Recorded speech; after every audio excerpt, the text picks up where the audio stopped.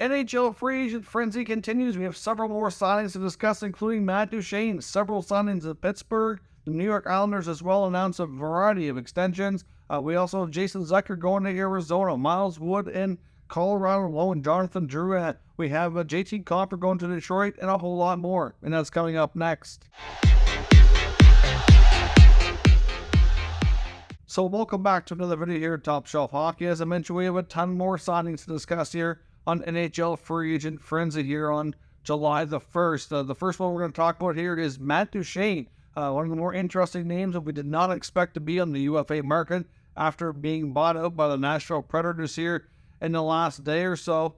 Duchene signs a one-year contract and goes to the Dallas Stars for $3 million. That's a pretty good bargain deal for what kind of player Duchene is able to be. I mean, certainly he wasn't really consistently at least performing at the $8 million mark where he was being paid in Nashville. He had, not this past season, the season before was really, really good, but he had been inconsistent in signing that contract. But for $3 million, you really can't go wrong. It allows him to kind of rejuvenate his career, go to Dallas where he has a chance on a really good team to be productive, have a chance to win. And of course, the salary cap expected to rise a lot in the next year or two. So he's on a one-year deal. If he can play well, he should be able to get a much more lucrative contract and maybe with a bit more term next time around. So I think it's a pretty good signing for Dallas and Matt Duchene. They're already a pretty deep team, and they just add another solid offensive player to it. The Penguins were extremely busy today. Kyle Dubas leaving his mark as the new leader of the Penguins front office, keeping goaltender Tristan Jarry. I was a bit surprised that they went down this road, especially with the term. They've given him a 5-year deal at $5.375 million. So I'm not super shocked that Jarry stayed, as the free agent frenzy was getting a little bit later into the day. A lot of the other goalies that were going to be potentially considered for Pittsburgh were off the board. You've seen Korpisalo go to Ottawa. You see Freddie Anderson stay in Carolina. The names were just kind of falling off the list here that the Penguins and Kyle Dubas would consider if they weren't going to sign Jarry. Before you know it, they were left kind of looking at each other, I think, saying, okay, we got to get a deal done. And 5-year deal is what it ends up being. For a goaltender he's talented for sure, but he's battled so many injuries. I just think that the number of years they've given him is risky. But 5-year deal at $5.375 is what they give Tristan Jarry. He also brings in Lars Eller on a 2-year deal, $2.45 million.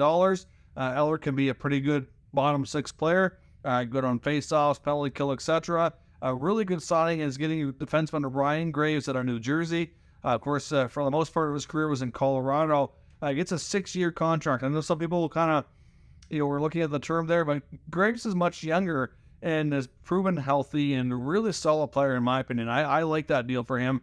6 years at $4.5 million. He can be a real solid top 4 defenseman, I believe. Of course, they walked away from Brian Dumoulin, so Graves can kind of take a similar type of role with that team, of course. So, really, I like that deal a lot for Pittsburgh. They also bring in Alex Nedeljkovic on a 1-year deal. Of course, the goalie leaves Detroit. Didn't really do well there after leaving Carolina. He had a good run in Carolina, mostly in the minors. Brief bit of in NHL. Got an opportunity to go to Detroit. Didn't really seize it. We'll see what happens in Pittsburgh. Nedeljkovic's deal is 1 year, 1.5.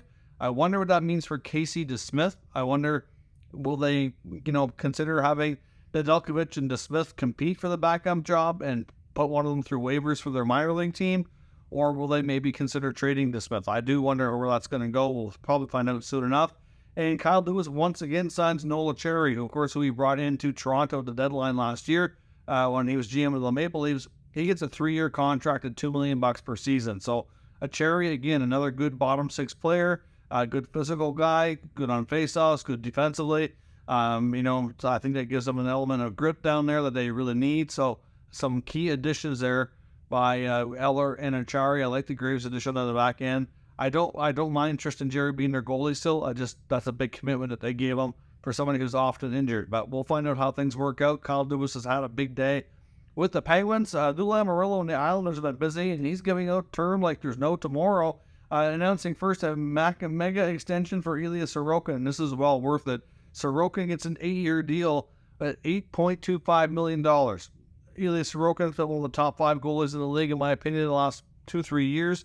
I think this is a well-deserved extension. You know, some goalie contracts are getting a little hefty, and they are risky for sure, but really, as consistent as he's been, this could make Sorokin a lifelong Islander. Of course, he was a little bit later coming over to North America to play, so this will put him well into his 30s when that deal is over. So, to me, this is a really good extension for Ilya Sorokin. They also signed his backup, Semyon Varlamov. Varlamov stays, but he gets a 4-year deal. I thought they might give Varley maybe like a 2-year deal. He gets 4 years at $2.25. I love the average annual value. I'm surprised, though, that it's 4 years. However, he's played well for them, and if he's going to be able to remain healthy and continue to play, then it'll work out. But a little risky on the term, for sure. But I know that those two goalies have a good bond, good friendship. He's been a really good mentor for Sorokin, so I understand wanting to keep them together for sure. Just a little risky on the term for Varlamov. Scott Mayfield stays with the Islanders. He gets a 7-year contract at $3.5 million. That's the Mayfield's second long-term deal. He got a long-term deal earlier coming out of his rookie contract as well, which I was quite surprised with, because even coming out of his ELC, he didn't really have a ton of experience. I think he only had around 70 or 80 games played and got a 6 or 7 year contract, and now he gets another 7-year deal at $3.5 million. Again, no problem with the money, the term, surprising for sure. And Pierre Engvall, who came from the Maple Leafs at the deadline and played well, also gets a 7-year deal. That is mind-boggling. 7 years for Engvall at $3 million. Is $3 million worth for Engvall the way he played? I don't have no problem with the money again, but 7 years for a player who hasn't really been established, you wouldn't think enough to get that kind of term. It is crazy, but I guess the Loose trying to keep the AAVs down, I guess, but still Mayfield and Engvall, I would think even on shorter terms wouldn't have got much more money like that. I don't know. I mean, Lou Lamoriello is going to be well into his 80s, like late 80s, by the time these deals expire, so he's probably not going to care, but I have no problem with the money on any of these deals. It's just the term, and I like their fit with the team, but at what point, though, is Lamoriello going to change things up? He can't keep running it back with the same team. They've been linked to some trade talk around Alex DeBrincat. I don't know if they can pull that off, but we'll see what happens. They're certainly busy today. Alex Killorn is leaving Tampa and signs with the Anaheim Ducks. Not the team that I expected him to go to, but you know what? In this case, he's getting paid. He's getting paid handsomely. The Ducks, along with maybe a team like Chicago, probably one of the few teams that can afford to give him the big money. But he gets a 4-year deal at $6.25 million. So he goes from one coast in Florida to the other coast in California. Obviously used to the lifestyle that comes with living in a warm climate, I'm sure. And I don't think there's too many other teams that could afford to give him that kind of money. Not that he's not worth it. He's been a pretty consistent 25 to 30 goal scorer, real solid middle six winger. Probably I think most teams probably would offer to maybe like $4 to $5 million. He is not going to get that kind of money, though. I don't think of most teams. And unfortunately, the run in Tampa comes to an end. He's got his Stanley Cups. At this point, he needs to be paid. That's what he's looking for. He can play a mentorship type of role for the young guys there in Anaheim. He'd be a great role model and good veteran to have around. So good on him to take advantage of that. Chicago signed Ryan Donato to a 2-year deal at $2 million per season. Had a pretty good season in Seattle last year. Hopefully he can continue to build on that in Chicago this year. And then Seattle has signed defenseman Brian Dumoulin to a 2-year deal at $3.15. So as I mentioned, the Penguins had already confirmed they weren't bringing Dumoulin back. They've had good luck with former Pens defensemen like a Justin Schultz there. So certainly we'll see how Dumoulin does. I mean, he's not the same as he used to be. He's been gone through a lot of injuries for sure. So the Kraken lost Carson Soucy today. So they'll bring in Brian Dumoulin to play a similar role. Colorado Avalanche have been busy today as well, signing Miles Wood to a 6-year deal, $2.5 million. Again, what's up with the term for a player who's not really fully established and being really that great of an NHL player? I'm confused. I mean, he's a good bottom six player, physical guy. Again, $2.5 million for Miles Wood. I don't have a problem with that, but at 6 years, that's a little bit much. That's unusual for Joe Sakic and Chris McFarland, in my opinion, but we'll see how that works out. Jonathan Drouin is heading to Colorado to be reunited with his line mate from junior, Nathan MacKinnon. Jonathan Drouin and Nathan MacKinnon were forced to Halifax Mooseheads, obviously having great success within the Quebec League and Memorial Cup. Really to be honest, I don't know if he's really ever played hockey at that level. Like, that was the best hockey of his life when he was playing with McKinnon before.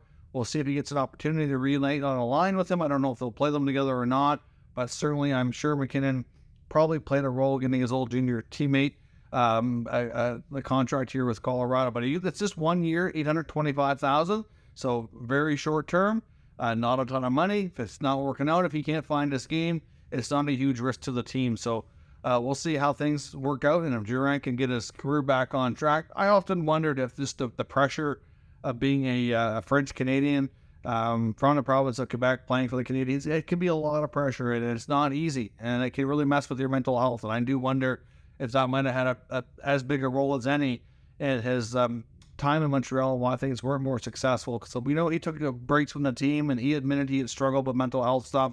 And I think a lot of that just comes from the market and the pressure that comes with it. We'll see if he can kind of fly under the radar a little bit off the grid and kind of, have some fun again and find his game with his old junior teammate.